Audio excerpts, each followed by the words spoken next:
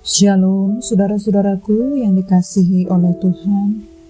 Senang sekali kita dapat berjumpa kembali di dalam merenungkan firman Tuhan hari ini. Mari saudaraku, kita datang ke hadirat Tuhan dengan penuh ucapan syukur. Kita tanggalkan setiap beban dan kita datang kepada Tuhan dengan bersyukur dan bersukacita. Nah, saudaraku yang dikasihi oleh Tuhan, mari kita satukan hati dan kita berdoa. Bapa kami yang di surga, dikuduskanlah namamu. Datanglah kerajaan-Mu dan jadilah kehendak-Mu di dalam hidup kami seperti di surga. Kami sungguh bersyukur ya Bapa, hari ini kami kembali datang kepadamu. Kami tahu bahwa perkenanan-Mu senantiasa nyata bagi setiap kami. Ya Bapa, kami akan mendengar firman-Mu. Urapi kami, penuhi kami, sehingga firman Tuhan yang mendrive hidup kami. Firman-Mu memerdekakan kami, memberikan kami damai sejahtera dan kekuatan, sehingga apa yang kami boleh lakukan ke depan, biarlah seturut dengan kehendak-Mu. Terima kasih Bapa, ampuni kami, kuduskan kami. Kami percaya firman Tuhan tinggal di dalam kami, dan firman-Mu menjadi rema bagi kehidupan kami. Terpujilah nama-Mu Bapa, kami berdoa hanya di dalam nama Tuhan Yesus. Amin. Puji Tuhan, saudara-saudaraku yang dikasihi Tuhan, kita boleh berada di awal bulan Mei dan kita bersama-sama kembali untuk dapat menyatakan kebesaran dan kemahakuasaan Allah di dalam hidup kita. Kita akan mendengar firman Tuhan pada hari ini yang berjudul Allah Pasti Bela. Firman Tuhan hari ini tertulis di dalam Yeremia 50 ayat 29 sampai 34. Nah, saudara-saudaraku, kita akan mendengar dan membaca firman Tuhan ini bersama-sama. Yeremia 50 ayat 29 sampai dengan 34. Mengenai Babel. Kerahkanlah penembak-penembak melawan Babel, semua orang pemanah. Berkemahlah mengepungnya, supaya jangan ada yang lolos. Balaslah dia setimpal dengan perbuatannya. Lakukanlah kepadanya tepat seperti yang dilakukannya sendiri, sebab ia bertindak kurang ajar terhadap Tuhan, terhadap Yang Maha Kudus Allah Israel.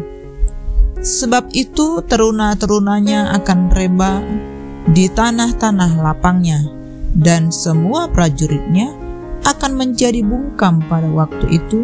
Demikianlah firman Tuhan. Sesungguhnya aku akan menjadi lawanmu, hai engkau yang kurang ajar. Demikianlah firman Tuhan Allah semesta alam. Sebab waktumu sudah tiba, saat aku menghukum engkau. Si kurang ajar itu akan tersandung jatuh dan tidak ada yang membangkitkan dia. Di kota-kotanya aku akan menyalakan api yang akan menghanguskan segala apa yang di sekitarnya. Beginilah firman Tuhan semesta alam. Orang Israel tertindas bersama-sama dengan orang Yehuda. Semua orang yang menawan mereka tetap menahan mereka, tidak mau melepaskan mereka. Tetapi penebus mereka adalah kuat, Tuhan semesta alam namanya.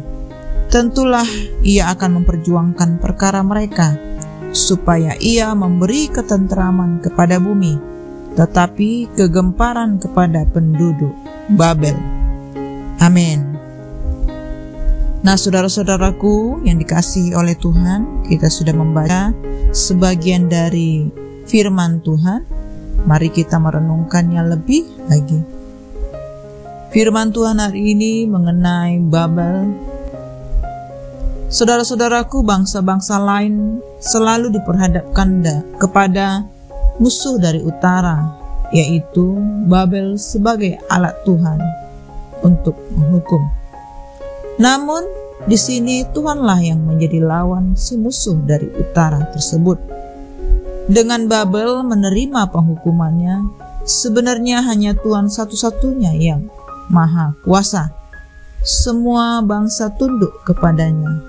Hal ini merupakan kabar baik bagi Yehuda dan Israel, karena justru godaan terbesar mereka ialah bergantung kepada kekuatan daripada politik atau militer bangsa lain daripada kepada Allah mereka sendiri.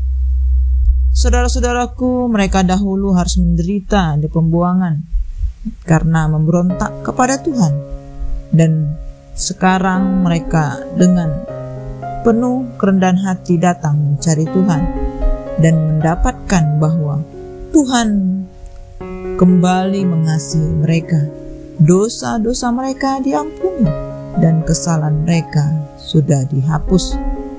Saudaraku, Babel memang harus dihukum karena mereka sudah bersikap kurang ajar kepada Tuhan dengan merampok umat Tuhan. Tindakan hal inilah yang membuat Babel bertindak kejam dan berlebihan, menunjukkan kesombongan mereka dan kekuatan mereka kepada bangsa Israel. Penghukuman terhadap Babel merupakan perhatian Allah, menyatakan pembelaan Allah kepada umatnya.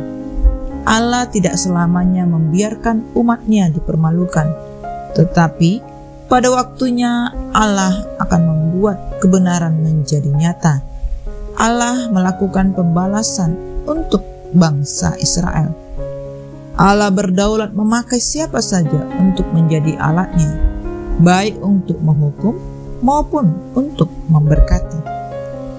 Firman Allah hari ini mengingatkan kita kembali bahwa Tuhan adalah Allah pencipta alam semesta. Tangannya selalu nyata untuk memberi pertolongan kepada umatnya. Ia akan selalu memperjuangkan perkara umat miliknya, dan ia menebus umatnya dari perbudakan Mesir dan Babel, juga menebus kita dari perbudakan dosa. Saudara-saudaraku, identitas dan karya Allah sebagai penebus menjadi penghiburan baru bagi setiap kita. Ia akan selalu membebaskan kita dari setiap permasalahan dan pergumulan hidup, karena ia selalu memperjuangkan perkara anak-anaknya. Sudah semestinya kita tidak perlu menjadi anak-anak yang takut terhadap berbagai ancaman, persoalan, masalah hidup. Sebaliknya, kita terus belajar untuk melihat tangan Tuhan yang senantiasa terulur untuk menyatakan kasih-Nya. Saudara-saudaraku, kita juga perlu waspada, sebab tangan Tuhan pun dapat menghukum kita karena dosa dan pelanggaran kita. Marilah kita menjalani hidup dengan merendahkan hati kepada penebus kita dan membiarkan tangannya selalu berkarya dalam setiap langkah hidup kita. Saudara-saudaraku, apa yang sudah disampaikan Yeremia hendaklah mengingatkan kita dan menguatkan kita bahwa Allah pasti membela dan memperjuangkan perkara kita. Di hari penghakiman nanti dan penghukuman pasti tiba bagi mereka yang akan menganiaya kita untuk memperoleh balasannya. Kebenaran kita sebagai anak-anak Allah akan menjadi nyata. Amin. Demikianlah saudara-saudaraku renungan firman Tuhan hari ini yang boleh dengar. Mari kita semakin merefleksikan firman Tuhan di dalam hati kita. Kita percaya bahwa Allah pasti membela setiap kita dari setiap musuh ataupun setiap permasalahan yang kita sedang hadapi hari-hari ini. Mari saudaraku, kita satukan hati dan kita tutup di dalam doa. Terima kasih Bapa yang baik, kami bersyukur buat firman-Mu yang sudah menegur kami, yang sudah membangkitkan iman kami. Kami percaya bahwa Engkau Allah yang setia bagi kami, Allah yang terus membela kami, dan memberikan kami pertolongan. Ampuni kami Bapa, selama ini kami begitu keras, kami begitu jahat, dan kami minta biarlah Roh Kudus yang menolong kami agar kami boleh belajar setiap hari untuk mengikut Engkau, untuk taat kepada firman. Biar setiap kami semakin hari semakin menjadi pribadi yang lemah lembut.